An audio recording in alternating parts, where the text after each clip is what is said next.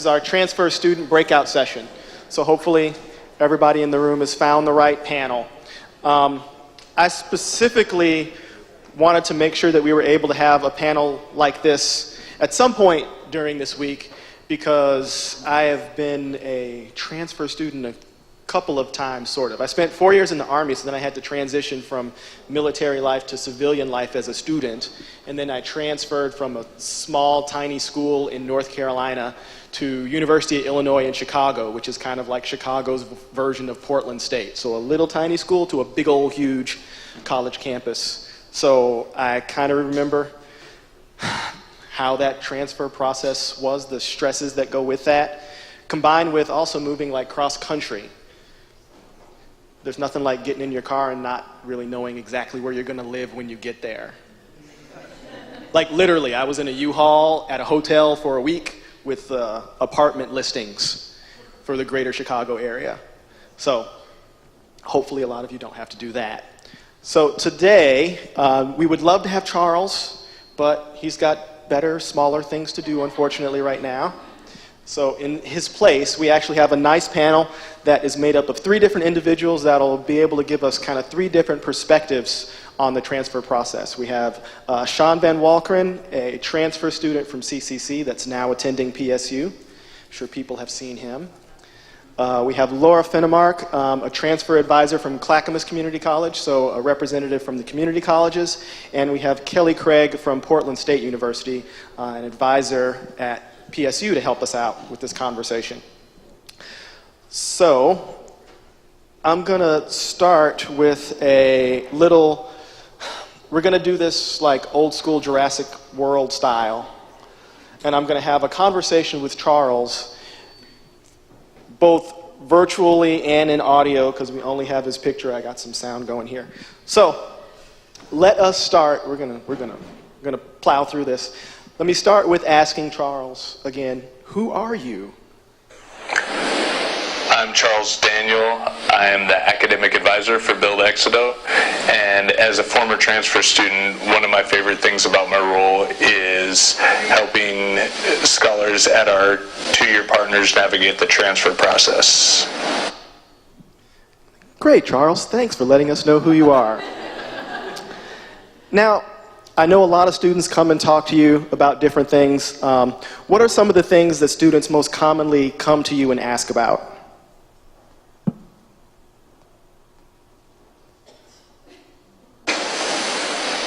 I can help with a lot of different things, but the ones that come up the most often are choosing a major. For a lot of students, they don't start thinking about their major until they transfer, so we can get started with that process early to make sure you're on track for your degree requirements. And then the second thing is academic planning, sitting down and mapping out all of your coursework until the completion of your degree to make sure you stay on track. And of course that's going to change over time, but having everything laid out is really helpful in seeing where you're at and what options you have available. Okay, so something I like to tell people that really helped me is think in advance. That way you can kind of plan out what's going to happen, and usually, because a lot of times people get really stressed about this whole transfer process, the more things that you kind of have planned out, usually the less stress there is. So if you start thinking about it early and asking our advisors about things in advance, it usually makes things a little bit less stressful. So Charles, are there any other concerns that students come to you with? I think one of the biggest things I hear incoming transfer students concerned about is the class size at PSU. And it is true that our classes are a little bit bigger. The average size at PSU is about 28 students. But I think that students generally find that they're really surprised on how little effect it has on them. One of the things I always tell students when it comes to class size is whether there are 20 or 200 people in a class, there are generally only a few that are really engaged, going to office hours, asking questions in class, talking to the professor after class, and those are the things that are really important. And if you do those things, you will stand out and the professor will know who you are, regardless of whether there's 200 other people in the class or not. Okay. And this actually kind of connects to something that our speaker earlier today was talking about, how to get those letters of recommendation. So a lot of times those instructors that you're visiting during their office hours, they're going to remember you. They're probably going to be able to write you much better letters of recommendation than a professor that's never seen you before and you just knock on their door because you took their class 2 years ago. So it also helps kind of develop some relationships that you can take advantage of later on when you start applying to medical school, graduate school, looking for scholarships, things like that. So, Charles, I have heard stories of people transferring to PSU and losing 30 credits because of just the way the transfer process worked, the way the credits got calculated. I remember when I was a transfer student, I remember thinking, I'm going to be a senior when I get there because I have all these classes, and then I graduated 2.5 years later. Because just because you take the class doesn't mean it actually counts towards your major. I took a lot of classes because I had a lot of fun. So how does that work?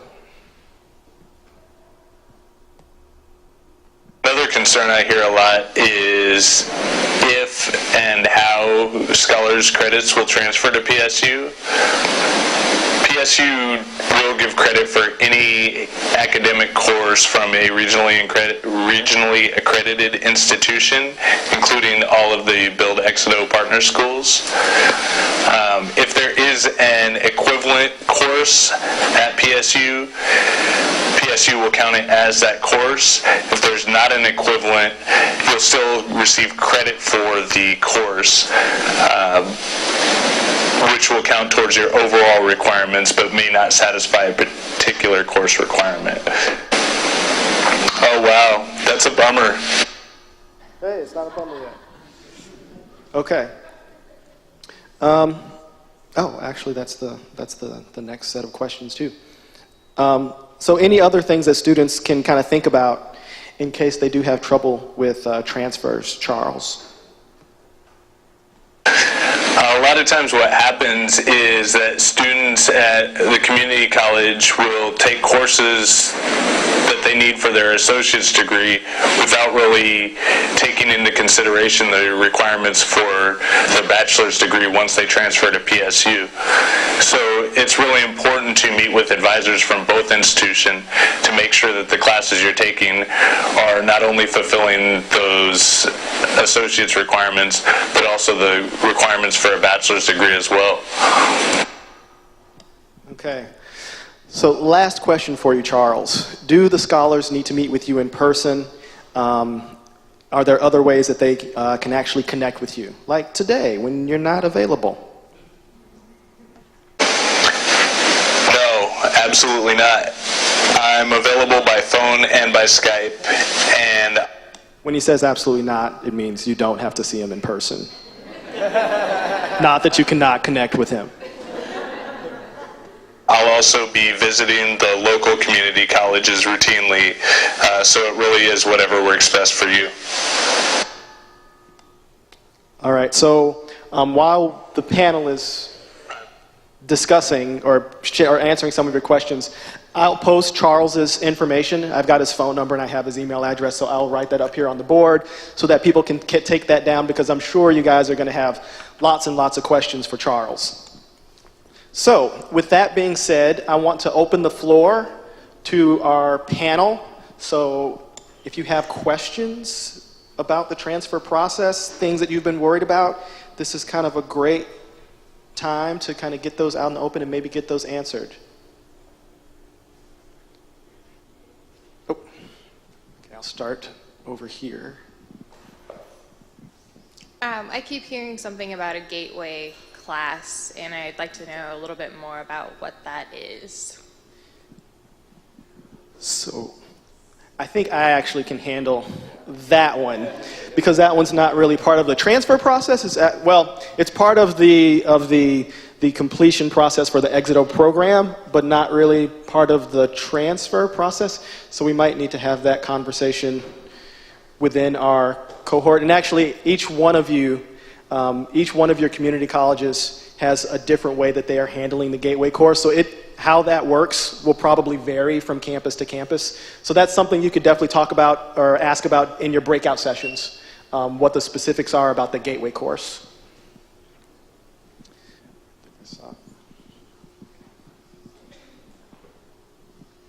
Can you explain a little bit about the Can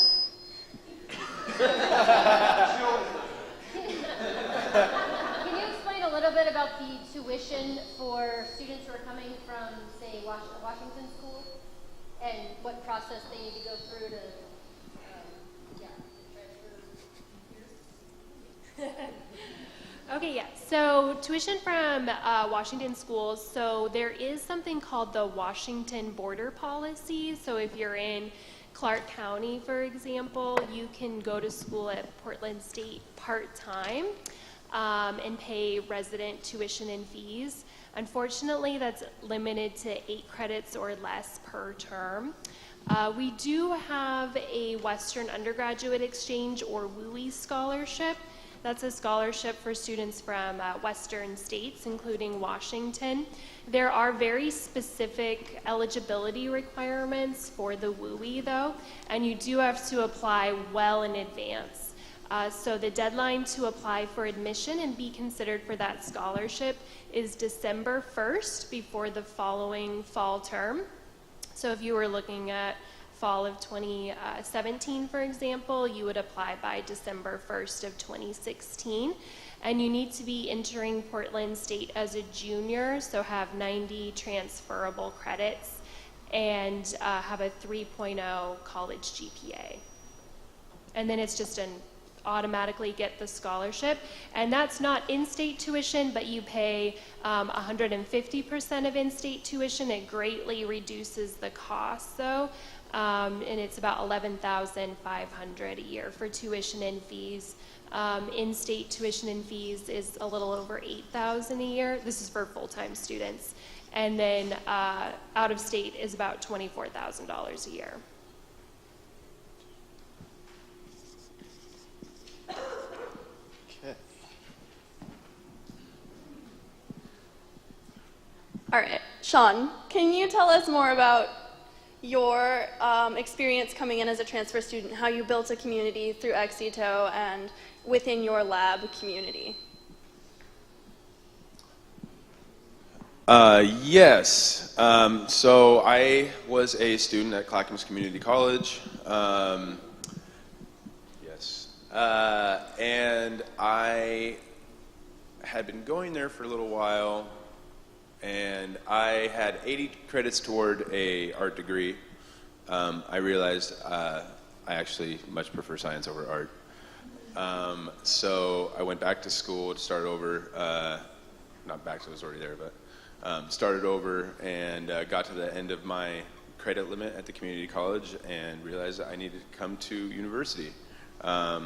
So I came to university, started working on my coursework, realizing might not have been as prepared as I could have been or should have been to come to university, but trying to make the best out of it. So getting plopped into my research lab, kind of feeling a little bit lost in the get-go, still having feelings of that here and there, but those are just feelings that you got to work through. But the lab aspect, I mean, from my own experience, like just the members of the lab, were very welcoming, made me feel just right at home, and have helped me to improve my outlook on all that. But as far as like little advice that I can give you guys would just be, don't get overwhelmed. Take life as it comes, right? We're all going to have a lot on our plates very soon if we don't already. So just take this opportunity to realize like this is an amazing experience that you're about to have, and you're about to learn vast amount. And don't get overwhelmed. Like, this is supposed to be an amazing time, not a stressful time. And unfortunately, I've kind of gotten into the trap sometimes of turning it into more stress than it needs to be. So one piece of advice I can give is that. I'll make my way around as well. Okay, so you may not be able to answer this, but will having an associate take care of freshman and sophomore inquiry classes? Is that an advantage to having it, or where? I'm just going to get rid of that.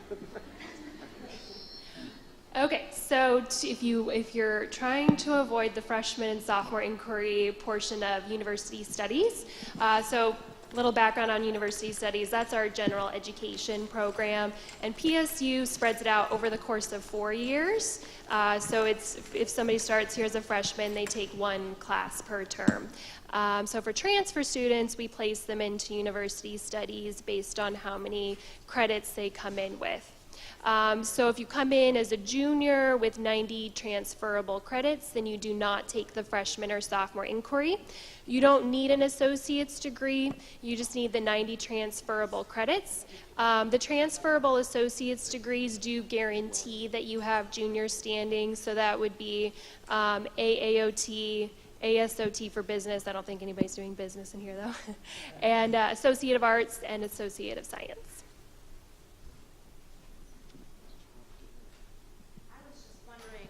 I was just wondering, what do you do to take care of yourselves amidst all the stress? Right. We are all stressed out. That's a very good question. How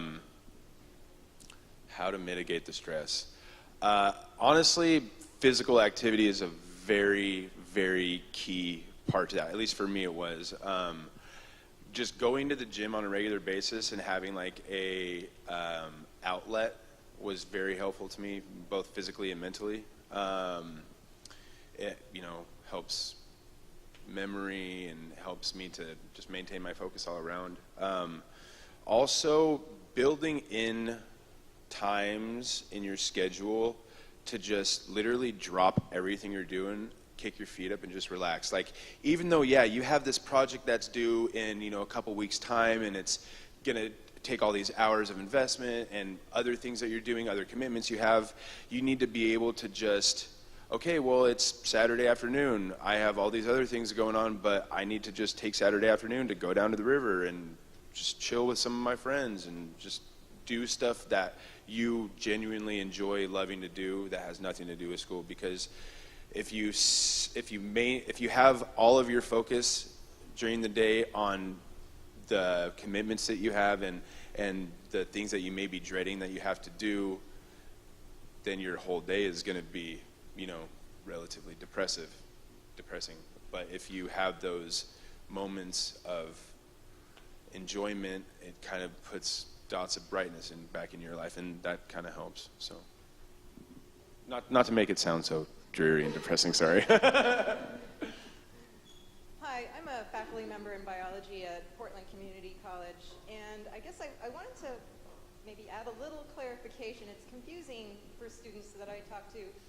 The Associate of Science Oregon transfer gets you junior status, but it's not necessarily meaning 2 more years in your major. As Tori mentioned, sometimes students get to PSU and then find that they might have 3 more years in their major, even though they have an associate's degree. Oh. So that's not, but I'm also a big proponent of getting an associate's degree. And one thing that I'd like to throw out there for the students, and a question I have for the panel is this: it's possible to transfer before you finish your degree requirements at your community college, and to actually do a reverse articulation after you're at PSU and you finish whatever other courses would have been necessary to finish your associate's degree. You can actually get those courses transferred back, earn your associate's degree after the fact, and then you have an associate's degree on your resume as well. I don't understand what the process is. If a student's at PSU and they got to PSU, they took all their prerequisites, they're on track for their 4-year degree, and they didn't finish their associate's degree before they left their community college, how do they actually get through that process of getting those new credits recognized to get their associate's degree? So that goes through the registration office, but I do know a little bit about that. I think originally they wanted students to do co-admission so that PSU could automatically send their transcripts to PCC on their behalf and just kind of automatically award the associate's degrees to the students. But now it would be on the student to, I think it's pretty simple. You would just have to ask Portland State to send your transcript to PCC and have them review your credits for an associate's degree. There is information on our website, though, about reverse transfer.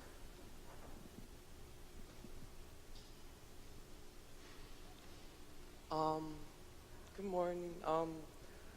I'm Motsu. Oh, sorry. For the students who are from like the islanders, like who attend the community colleges like American Samoa, Guam, Saipan, someone mentioned to us earlier that since we applied to this program and we're actually in it now, that we can pay for the in-state instead of the out-state. So is that true or no? I'm sorry, can you repeat that question? Someone mentioned to us earlier that since we are in the BUILD EXITO program, that we would have to pay for in-state instead of out-state since, we're out of the United States. Mm-hmm. So is that true or no? I'm not sure. I would need to do a little bit of research on that, but maybe I can get back to Tori with the answer to that question. Yes, and I think for questions like that, if our panel is stumped, we're going to try to direct those to Charles. And actually, on your tables, you should see there's some of those little sheets of paper. So if for some reason we don't get to your question or it doesn't get answered, if you can write it on that sheet of paper, I'll collect those after the panel and make sure Charles gets those questions so that he can reach out to everybody and try to get those questions answered. Yeah, we might even have some other people that can answer those questions that just aren't here right now. Let's see. Do we have any other? I have one question. What's a good timeline for students to start thinking about and touching bases with advisors as they prepare to transfer? Early on, I would say now. You can meet with academic advisors at Portland State University. I think with this program they meet with Charles or meet with meeting with an academic advisor early and mapping out your courses is highly recommended. I also recommend reaching out to the admissions office. Myself and Luke Reyes-White are transfer admissions counselors. I work with students with the last names M through Z, and Luke works with students with the last names A through L. Our contact information is on the PSU website, but reaching out to us and engaging with us will just help you to know more about when you should apply for scholarships and take advantage of those opportunities, because that admissions timeline starts much earlier than you would think. We generally recommend that students apply 6 months to a year in advance, especially for priority financial aid and scholarship opportunities. If you're applying for a fall term, for example, we recommend you apply by December 1st. And our scholarship deadline is also changing. It used to be due on February 1st, the main PSU scholarship application, and now it's going to be due on December 1st with the application deadline as well. So things happen pretty early on, so it's a good idea to touch base with us. And a great question is just, what should I be doing right now? And that way we'll kind of cover all of the bases on things you should be doing. One quick check. I'm gonna see if this is accurate. Raise your hand if this scholarship was the first scholarship you ever filled out and applied for. Yeah, that's kind of what I thought. So that's another good reason to start touching bases with those advisors a little bit earlier, because if this was kind of your first go around at applying for a scholarship, some of them are different, some of them have different requirements. Some places they have like combined forms that let you apply for a lot of scholarships all at once. And if you aren't really used to that process of applying for scholarships, it is something that takes a little bit of time to get used to. So it's a good thing to kind of check in with those advisors. They can hook you up with people that can also help you. I think there's the Career Services, I think, at Portland State has some tips and suggestions for scholarships and internships, so it's a good resource. And if you are co-enrolled or dual enrolled, some of those resources you can access even from your community college. Okay. Hello? It's not squeaky when I speak. Okay. So if we're already co-enrolled with PSU, do we still have to apply for fall term to be attending full-time? That's me. So if you are already co-admitted, you're considered an admitted student at Portland State University already. Co-admitted students currently get up to 16 terms before they're required to take at least one class at PSU. Otherwise, your application gets canceled. So that's about 4 years that you have. So you don't have to reapply, but you do need to go to orientation before you can sign up for classes. I recommend reaching out to the admissions office. You can reach out to me or Luke. If nothing else, you can just email admissions@pdx.edu. It will get to one of us. That way we can just look at your record and see if you have any holds on your account or what you should be doing in order to start taking classes here. All right, I will. Oh.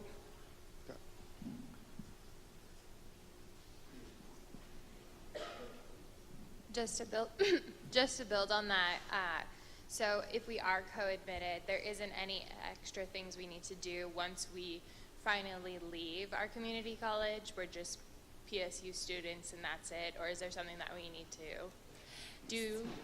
So we will leave students as co-admitted.